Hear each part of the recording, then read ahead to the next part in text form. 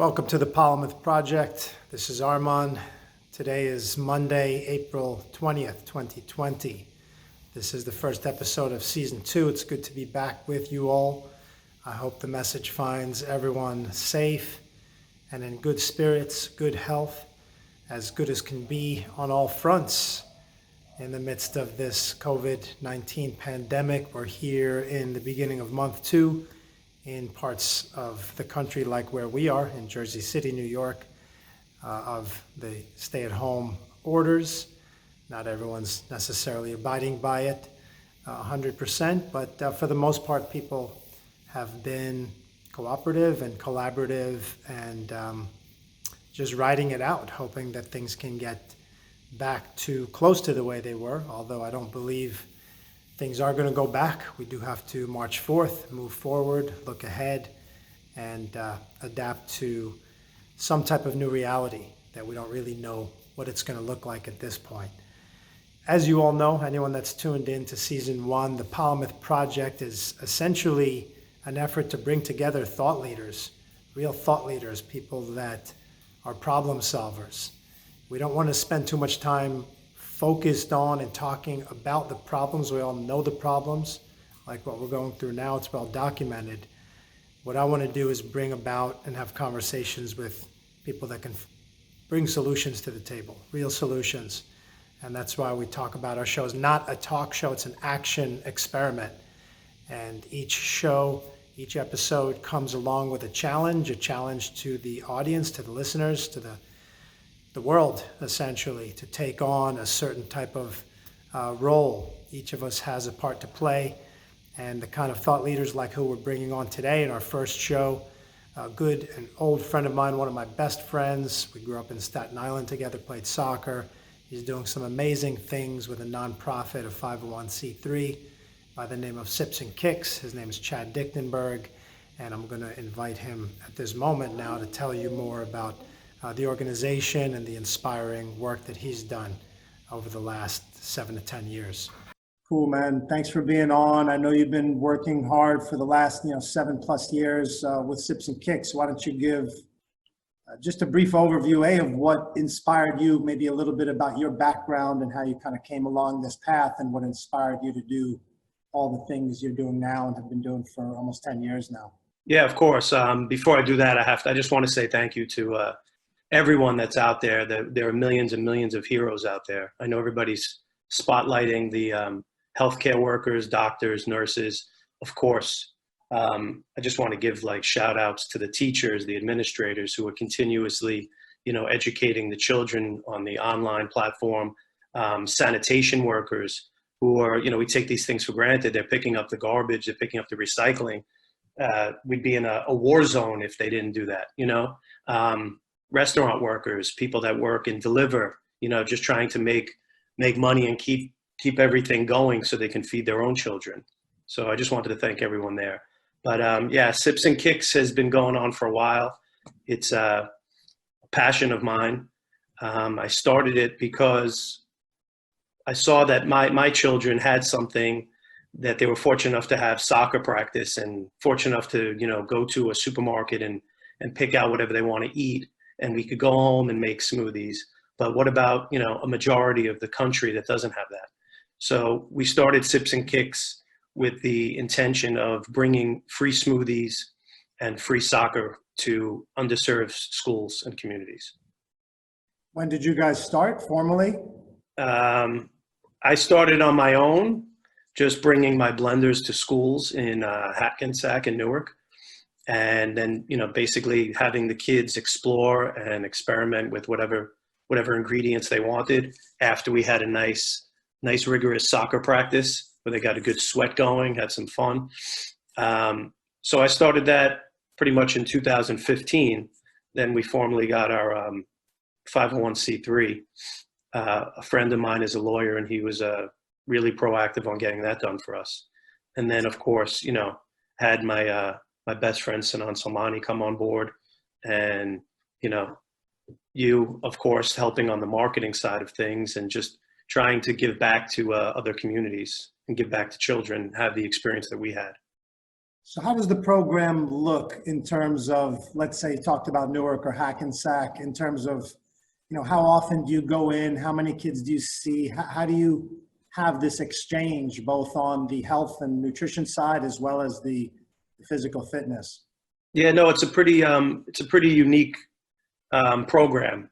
I was a teacher for 12 years in Jackson Heights, Queens, and I saw that, the kids were struggling with reading and math, but people didn't want to focus on, first they're struggling on, they're obese, they're struggling, they're not eating the proper things to give them energy. So how do we expect them to have these great scores on state tests?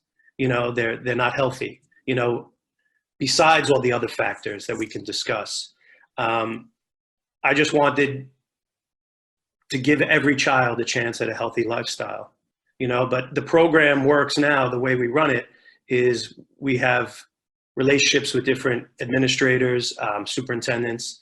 We go into the school, offer up our program for free, basically tell them we're going to come once a week or twice a week, however the school wants to cater to their needs.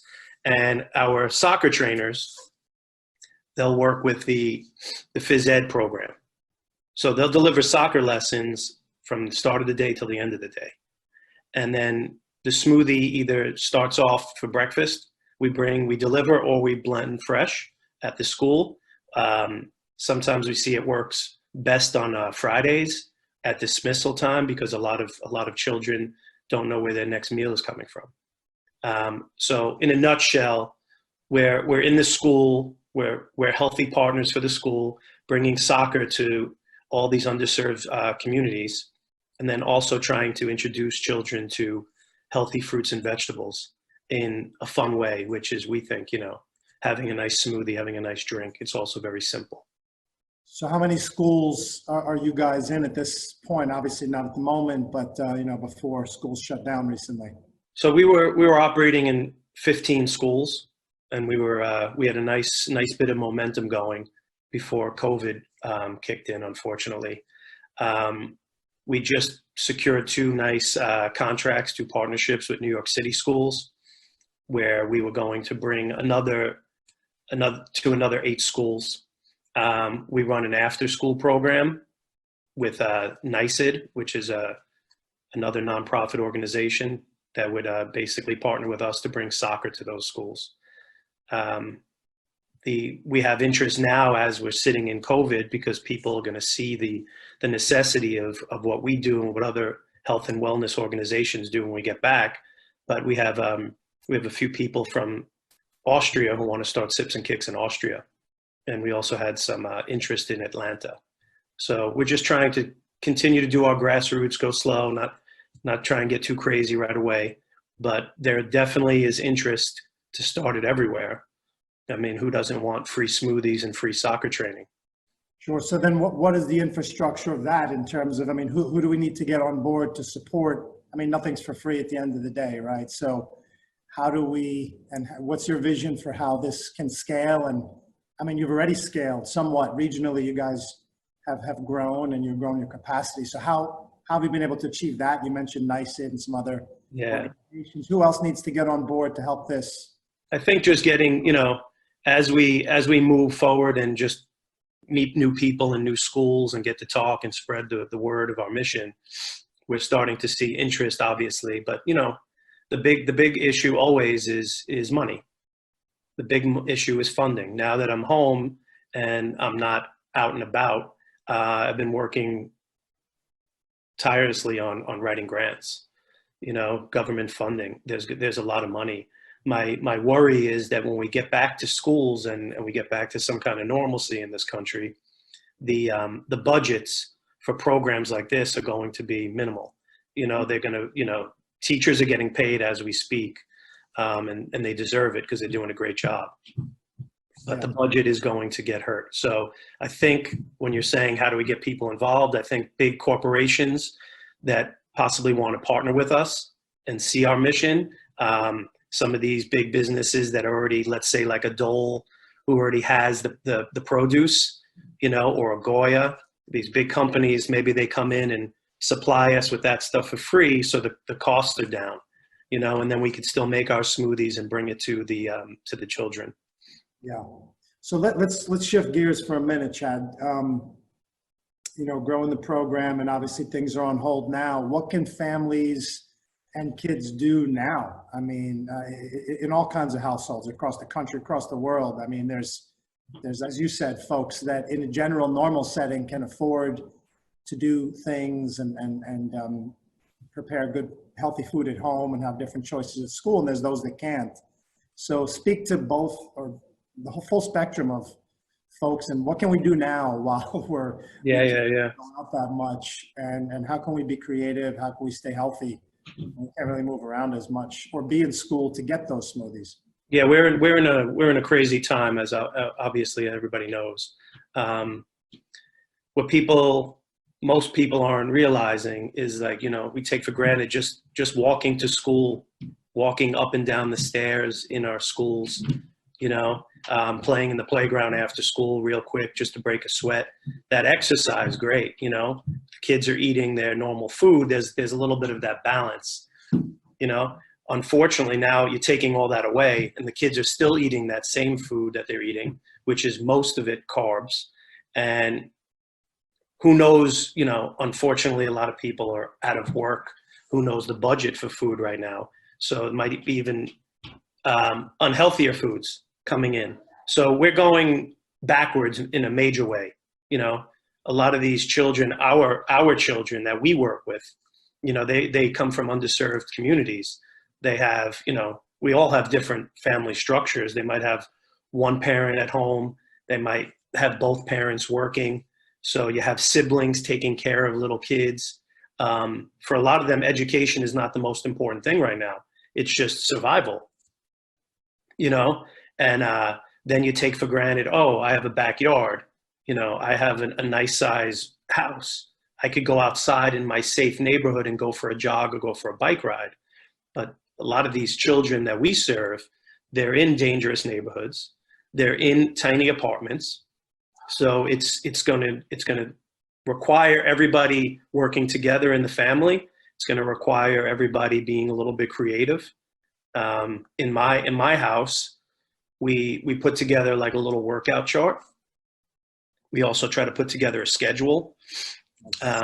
Some tricks that I do with my kids is I basically set my alarm on my phone, because everybody pretty much has a phone, and set it for every like 2 or 3 hours.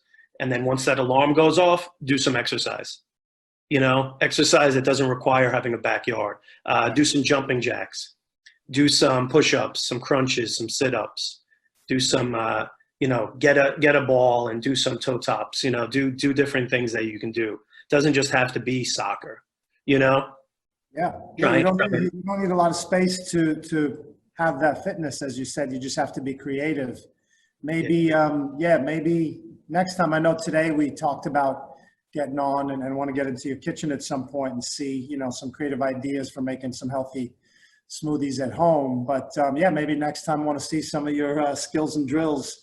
Yeah, we'll put a little smoothie together when we're done. The skills and drills, when you talk about that, there are so many organizations doing amazing things and putting amazing things out on the internet. All different club teams, MLS teams. I know that trainwithmls.com is free. You could go on there and do all these different drills. Like I said, some of the drills that you watch on their app or on their website, it takes a little bit of space. They're outside, they're trying, and they're doing a great job. So you have to modify it, obviously. And certain things you might not be able to do in the space that you live in the apartment you live in. But there's no reason not to do exercise. There's no reason not to break a sweat. Hopefully we never have this situation again, but this is also a great time to, get to know your family, get your creativity going, have a dance party. My daughter loves to put the karaoke on the TV, and there's a dance party. You can get some good sweat going if everybody picks a song and everybody just jams. Yeah. So I think it's important to, to take hold of this situation, but don't let it go too much. That's my biggest worry, that all the kids that we work with and, all the kids around the world, they're going to go backwards. So if you could incorporate a little bit healthier eating, drink more water, stay away from the chips, try and stay away from the cakes and the candies, because you're just going to tack on the weight, and I know for me personally, when I don't feel fit, that affects me mentally, so I can only imagine how it affects so many obese children who have low self-esteem already. And then, so when we bring our Sips and Kicks program to the schools, I feel like all the kids are engaged, all the kids are smiling, they're laughing, they're sweating, you know what I mean? And it's an important thing.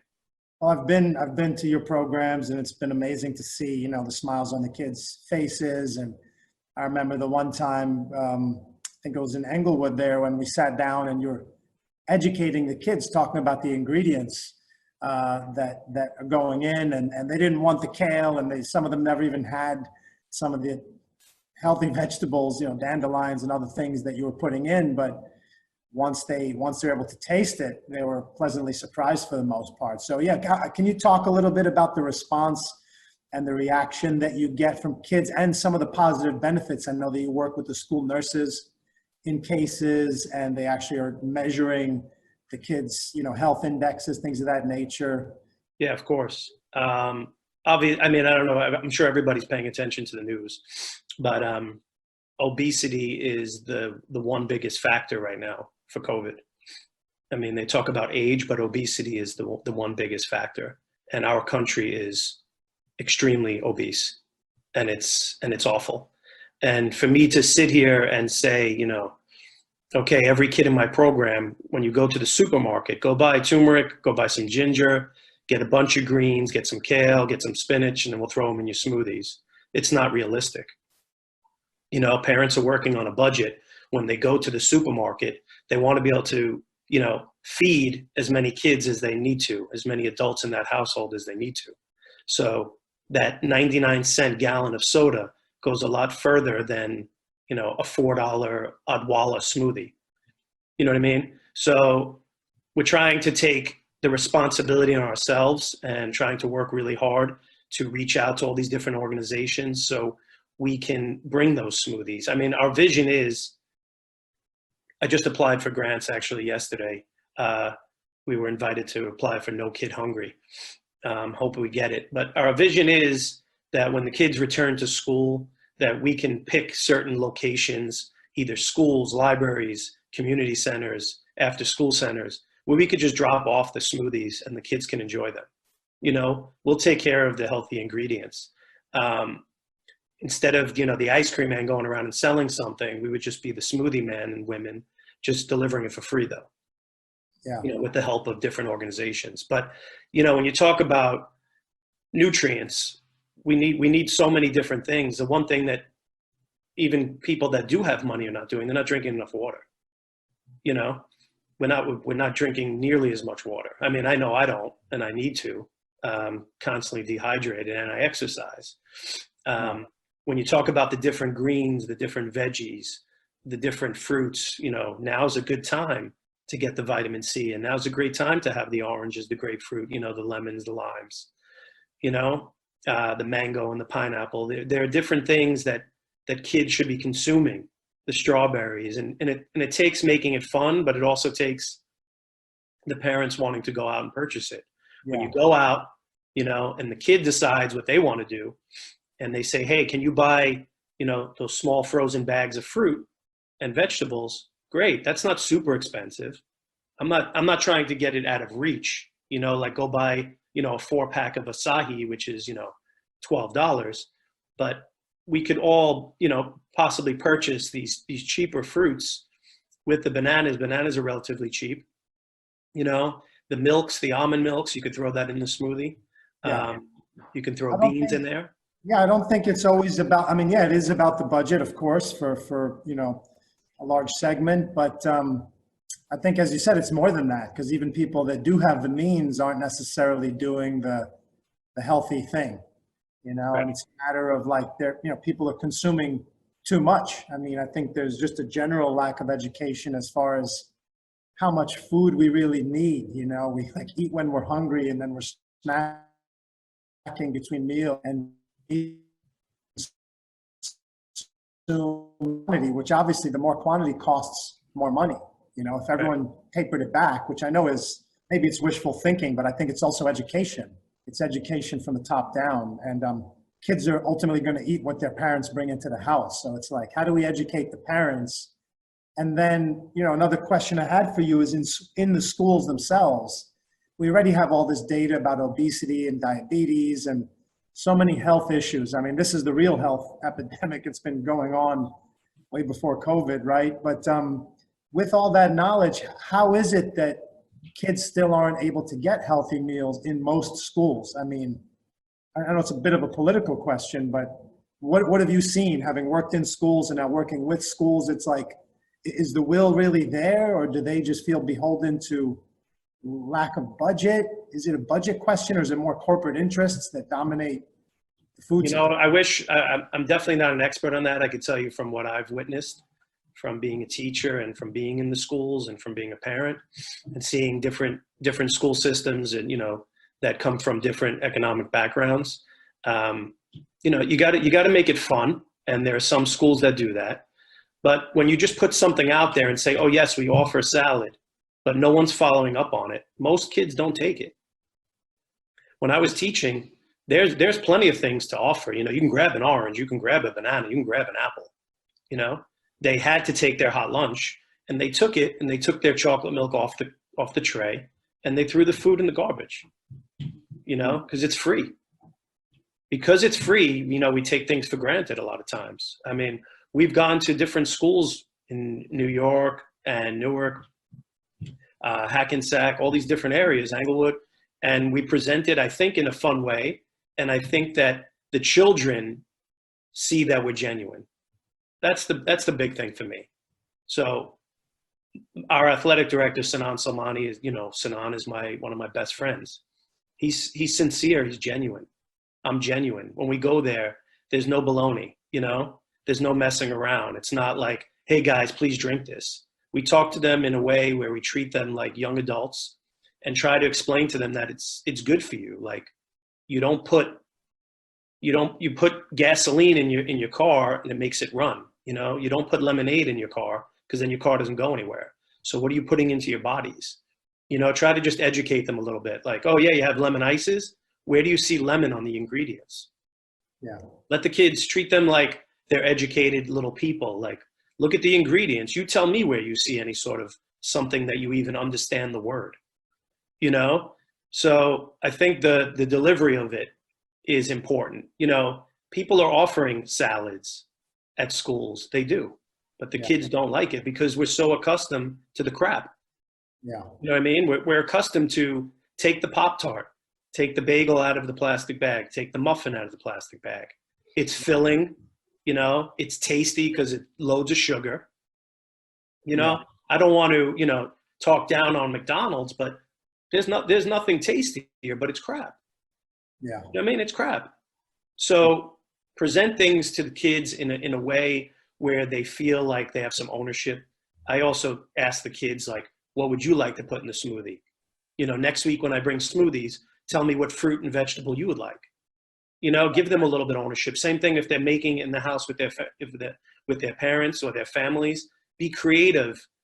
You'll see it's very rare that a kid, if they design their own smoothie and they put, let's say, spinach and stuff, that even if they don't want to say it, they'll say it was good. Right. Because they personally did it. They made it. It's their creation. Yeah. You know, when someone else gives it to them, it's easy to say, oh, this stinks. This is not that good. Yeah. You know, so. I've been having Aiden, you know, my 4.5-year-old son, obviously Noel, he's been helping me make my smoothies at home, but he's not drinking them yet because a little too many greens going in, stuff he's not familiar with, but he's excited to help me make them. Not yet. He won't drink it yet. You know what? That's a perfect example. You know, if you know that the greens are what scares him away, then make it without the greens. Make it so it's a really colorful, beautiful, appealing color that he'll want to try it. Because then the next time with the green, he might say, oh, that was delicious. I'll try it. Just a different color. Yeah, we're getting there. And I know you've been down that road, so I'll be getting advice from you. So I guess on that note, why don't we, can you show us something? Can you show us some of the ingredients, or I think it's a little bit, even for me, right? Having recently, I used to go to this juice shop around down the block every day until COVID came along, and have someone make it for me, because there just seemed like a bit of I don't know, just that hump to get over mentally, as far as getting the ingredients and doing it yourself and cleaning the blender. And in all honesty, it's been fantastic. I mean, since I've been forced to do it, through this quarantine, one of the blessings is I've been forced to do it myself, and it's been so enjoyable. Yeah. Very enjoyable. And I usually make enough to last, a couple of days. It's still fresh, on the second day, and I enjoy it.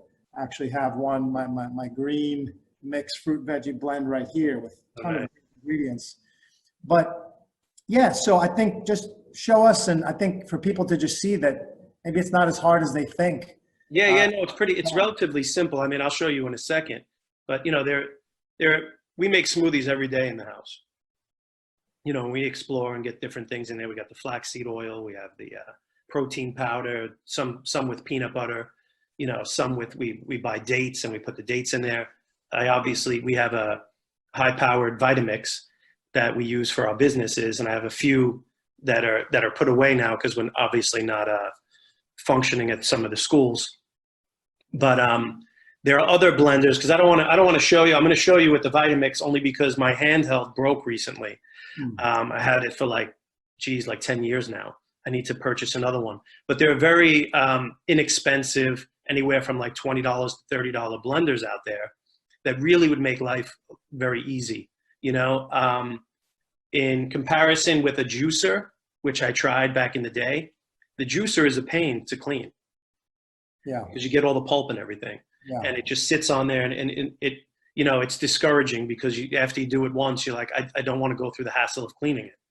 When you're blending, everything is in there. You get all those nutrients, you get all the nutritional fiber, and then when it's done, you rinse it out. Soap and water, and you clean the pitcher basically. But I'll take you out. Take us over. The kids need their snack anyway, so I'll throw in. I peeled an orange earlier. Chad, as you're doing that, a question came through from one of our audience members here. Maddie asked, are you suggesting we should have a smoothie every day? I mean, is there an overkill? We have smoothies every day. I mean, basically, when you talk about a smoothie every day, or you're basically asking, should I have fruits and vegetables every day? Yeah. And we know from this country and the whole plan that they have, it's 5 a day. So are we getting the 5 a day? And the other thing that you should be doing, everybody should be doing, not just kids who aren't getting the proper nutrients, but adults as well, we should have half of our meal should be fruits and vegetables. So when you look at your plate, it should be half vegetables, half fruit. Yeah. So a smoothie a day, excellent way to get your nutrients, fill you up, so you don't want to sit there and eat all the chips and the snacks all the time. But like I said, if you can, when you go shopping, buy many different ingredients that you can just throw in the freezer. Frozen, canned, all of that works. It's just finding your groove and what you want to make. Like I said, we make peanut butter sometimes. We throw mango in there. There'll be kiwi. Sometimes we just make juice. I just peel like 5 oranges, throw them in the Vitamix with a little bit of water. And since the orange is already water-based, you have fresh orange juice. Yeah. Obviously, it's a little bit more pulpy, but we enjoy that, and it's fresh. You know what I mean? You don't know. You get orange juice from a store. It tastes the orange flavor, but is it 100% oranges? Right. And how long has it been packaged to get to you, whereas you're making it fresh? Cool. So show us what you're going to put. Yeah. I just throw. So like I said, I already, I have a banana. My wife needs to go shopping and get more bananas. So this is a little dirty banana, but we're going to throw the banana in there. When I'm making my smoothies, I would normally put my gloves on, but since I'm making it for myself and I already washed my hands, it's okay. Cool. So based on, what you like or what you have in your fridge. So I have a banana in there. I'm going to throw an orange in there. Today I'll throw some milk. It's good to get the calcium in there. make it like an orange, creamsicle. If you have in your house a good additive is throw in some yogurt, make it a little bit thick, make it a little bit more nutrition bound. But I'll throw in the orange, some ice, and we're going to do a little bit of milk today. I do have some ginger, which is amazing, fresh ginger. Some people like to get the ginger that's in a already ground, and then you can pour that in there. I have the turmeric, but I'll just throw the banana, the orange, the ice. Give me a second. Sure. Here's the just so you could see, it's just a full orange. I peeled it. I don't want anybody to think that some people put orange juice in their smoothies. That's fine. Some people put apple juice in their smoothies. It's a great liquid base. For me and for our business, for the schools, I don't like to put any juices. There's no juice, no nuts, and no dairy. So we have the orange and the banana so far. Some ice. Now with something like the ginger, do you peel it or do you put it in with the skin? Because I know some people. I personally peel it. Yeah. The Vitamix would definitely eat it. Like when you talk about skin, for instance, a sweet potato. Sweet potato, the skin is full of nutrients, right? That's probably the healthiest part of a sweet potato. So we would throw the whole sweet potato in our smoothie, and a good one. And I'll give you some recipes that you could share with your audience. But the sweet potato, cinnamon, pineapple, apple, and pear, delish. Nice. Sounds good. So we're gonna throw in some regular milk. We like to use almond milk in the house. Sometimes we like to put some coconut water in there, You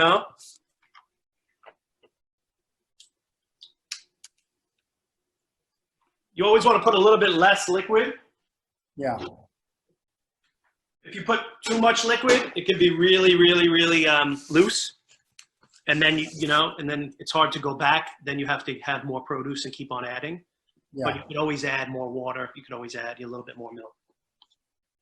Put this puppy on. Like I said, not everyone's going to have a Vitamix, but this guy is super powerful.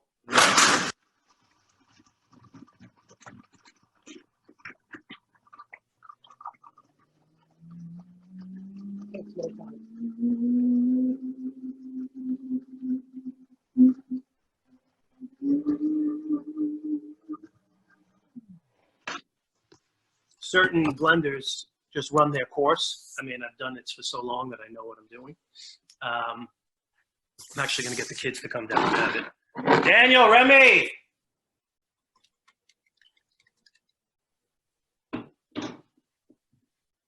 And then there's the like a beautiful snack, Nice. So can you recap the ingredients again? Banana. This was just banana, orange, ice, and some milk. Oh, the creamsicle one. Yeah, just a nice little creamsicle. These are good. Say hi, cheers, and then you can go enjoy your nice snack. How you doing? Cheers. What's up, bud? How are you? Cheers. I got my green juice. Enjoy your smoothie. Good? Good. So that was, other than me talking to you, that could have taken, a minute and a half. Unbelievable. So simple, man. And I'll go clean, the blender in 2 seconds. It's not hard. Like I said, that's a, commercial blender. It's like a $500, $600 blender. When you can do the same thing with one of those small Oasters, or one of those handheld that you can get at Target, you can get at Walmart, you can get on Amazon, you can get at any one of those. I highly recommend one of those blenders just to have as part of your, arsenal. Yeah. Yeah, no, it's not again, as hard as people think. It just requires some foresight, some planning. And now that we're all home, it's something that people could and should, I believe, certainly consider. Like I said, myself, I had to start making at home what I was spending, $7 to $8 a day getting done in the store. I like to get the acai put in and almond butter. Those are, ingredients that add up. But when I found myself shopping in more bulk, at home and making one shot, 2 or 3 smoothies that can last for a couple of days. In the big picture, I'm saving money. Oh, you're saving so much money. And you could, you like you said before, you're doing this with Aiden. You know what I mean? Aiden is seeing from his role model that this is something positive. This is something good. You know what I mean? Unfortunately, for a lot of the schools that we serve, everybody eats, but, are they eating healthy? So you seeing like it's important to have this or that. And that's the basis of it. But also just being creative with it. Sometimes we take the different fruit that we have, and we cut it up and we design like different faces. You know what I mean? And then we have competitions on who can make the best smoothie and who like what smoothie. So there's plenty to do. Yeah, for sure. Well, look, this has been great. I'd love to, kind of keep bringing you on and just talking about different aspects of this. Maybe next time we could talk a little bit more on the fitness side and demonstrate some things, or every time we bring you on, maybe you could give us a new recipe idea, because, a lot of the conversations I have with you about how to mask different flavors and tastes, we don't have to get into it now, but these are just little nuances that you've learned by making, who knows, over 100,000 smoothies by now. Oh, yeah, more than that. Yeah, I'd love to get Sinan on there. Sinan's the athletic director, to talk about the sports and physical side of things. What I've noticed also during this whole COVID thing, which is, really interesting and really important, is that there are so many people that are giving back. They're being creative, and it's in our nature to do that. But we just take for granted. We wait until these big things happen, like 9/11 or COVID, where we come together and we decide to give back. So I'm noticing all these different sites and all these different web pages where people are raising money to send meals to different workers at hospitals, all the healthcare workers, and those are our heroes. I just hope that when we go back to normalcy, people don't forget this. They usually go, after a little bit while, as things trickle on, people go back to their norm, and we forget about this. Like, we should remember that our children are our heroes every day, and we should be raising money for them every day, not just for my organization, but for every organization. Every kid should be healthy.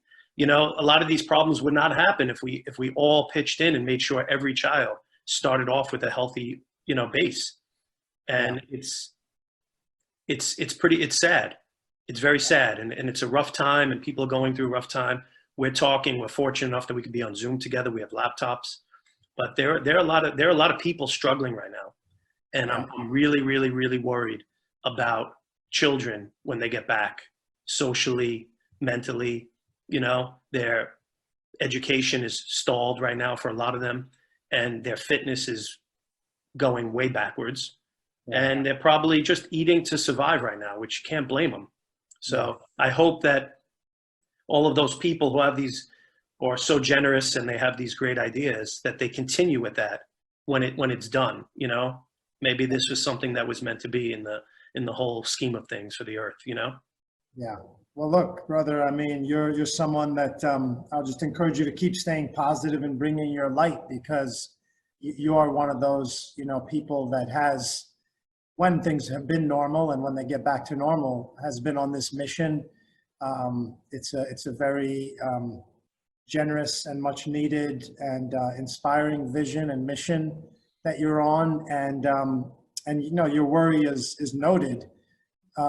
But so is your effort to kind of educate and help shed some light on ways that we can all be healthier, regardless of age, kids, adults, regardless of the economic, scenario. But of course, those more in need and that have less means are ones that we need to be much more creative and show more will to support.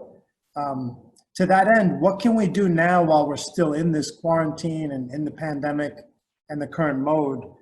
Like, put out a challenge right now for everyone, like you said, about people coming up, supporting hospital workers. What can we do for the kids that are at home? Can we raise some money? Can we give away some blenders? Can we, what is it we can do? I mean, can you think of something on the spot or something? Yeah. No, it's been on my mind. I mean, when I talk to you now and in the past when we've discussed things, it's like, oh yeah, go buy a blender. If we had these big companies that are looking to donate, someone like an Oster or some of these other companies that make blenders, maybe they can donate them. But I think that, people, like I just said, people are being generous. Maybe they could look at, what they're doing once this is over, or they could start to give money to certain nonprofits, maybe research some nonprofits, local and national, and, ask to see what's coming from it. Like Sinan and I, like one of the things we talked about is having college students or people from different companies come volunteer and help us. Come be on the front line with us. Come meet these children. You know what I mean? A lot of times people just write a check and they pat themselves on the back that they gave a donation and they just want to write off. Times have to change, but to be creative at home, the only thing I could say is just, love your family, enjoy the time you have with them right now. But at the same time, try and help each other, doing homework together. Pay attention to what they're doing in school. Help them cook together, maybe invent some games together. I just played chess against my kids last night. It's incredible. Like when you're in your normal day in the hustle, there's no time to do that. We played a few different games of chess each. You know what I mean? Awesome. Read books with my kids, which I'm fortunate enough that I'm home a lot of the times, so I get to do that. But the fact that my wife is working from home helps that we all eat together, But when it comes to the education of, nutrition, you have to try. Everybody has to try their best to just do a little bit more and to eat a little bit better, because the pounds are going to tack on, the depression's going to tack on, and it's going to be really hard when they get back to school, and we're going to be in an uphill battle. So if people can donate money to different programs that do well for children, and also just, maybe, I'm still working on seeing if I can get free blenders. Yeah. The unfortunate thing is you get a free blender and you see it in the news now. I saw it in New York City schools. People are, they're getting their free iPads and then someone in the family is selling it, because unfortunately they need to survive. The iPad's great, but we need food. So that iPad becomes food, or pays rent. So there are a lot of good people doing a lot of good things out there. I just, I pray for the earth every day and everybody on it, especially the children. And we'll get through this, and we'll get back to work, and hopefully a lot of these people can see, all right, we have a big obesity issue. Forget COVID. We have to work on, fixing that first. So when we come against something like this again, we're fit. Our country we have the most deaths in the world. Yeah. Because we're extremely obese. Yeah. So we need to work on ways of building our immunity in as natural as possible to take this on. So Chad, in final word, just let the audience know where they can learn more about and keep up to date with what you're doing with the organization, how they might be able to, contribute or donate, or they can go to sipsandkicks.org and you can donate there. You could reach out to us, email, if you want to have a conversation, you want to talk, so I can tell you more about what we do. And then just check out any other organizations too that are doing great by children. Yeah. And then your social media as well, handles on what? Sips and Kicks. Okay. Sips and Kicks.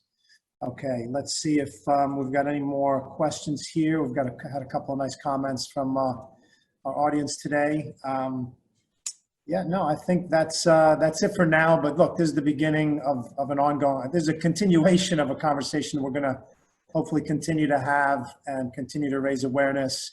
And again, one of the blessings of this challenging situation is that people are finding creative ways like this to connect more, and we don't have to get into a studio and spend, $10,000 of studio space to get mic'd up and have an educational conversation that we can share with others. So it's great to have this. Let's keep doing it. All right, awesome. Next time we'll do some jumping jacks and push-ups in between our conversation. So I want to thank Chad for the enlightening conversation on the real health epidemic, which is childhood and adult obesity, diabetes, and other kinds of health factors that are all really under our control.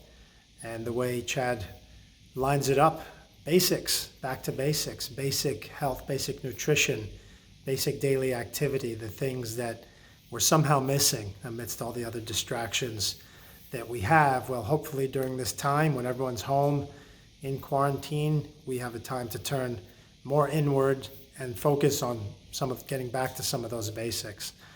So we'll continue the conversation with Chad and some of his colleagues from Sips and Kicks in future weeks. But as for now, April 20th, 2020, thank you for tuning in.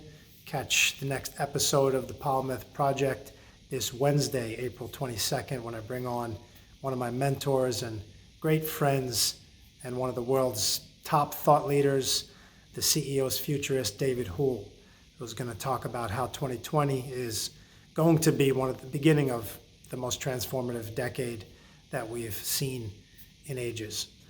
Please don't miss that, 1 o'clock Eastern this Wednesday, April 22nd. Signing off, March 4th.